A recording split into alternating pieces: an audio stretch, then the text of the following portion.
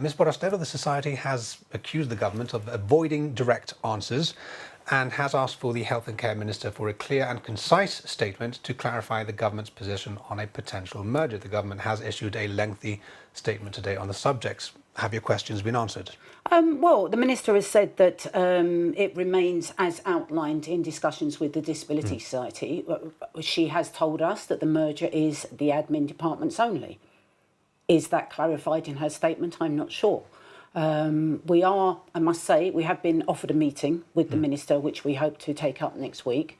So perhaps we'll get more clarification on that particular point.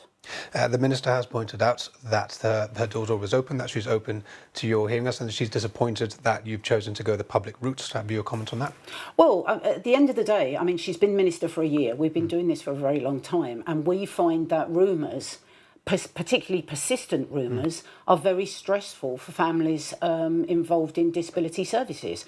And although she did say that she'd spoken to us and told us she'd clarified it was admin only, the rumours were persistent. So what we asked her to do was come out publicly and make an honest and concise statement to allay the fears of the people involved in disability services. It's very stressful when you don't really know what's going on.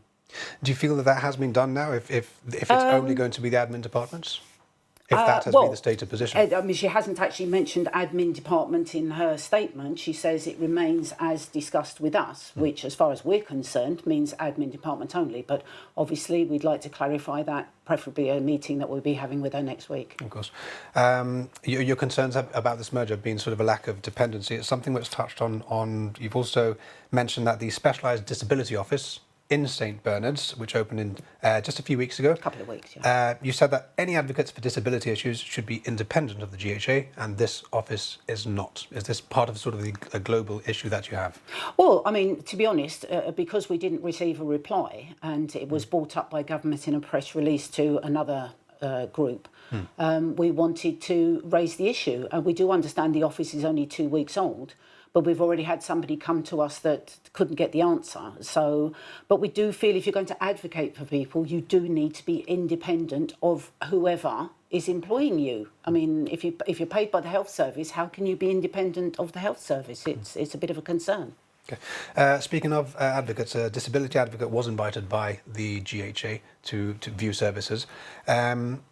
Is that a matter which you've mentioned might be the source of the inaccuracy, which the government refers to in your statements? I'm not sure, to be honest with you. I mean, they don't make that very clear. However, we would like to apologise.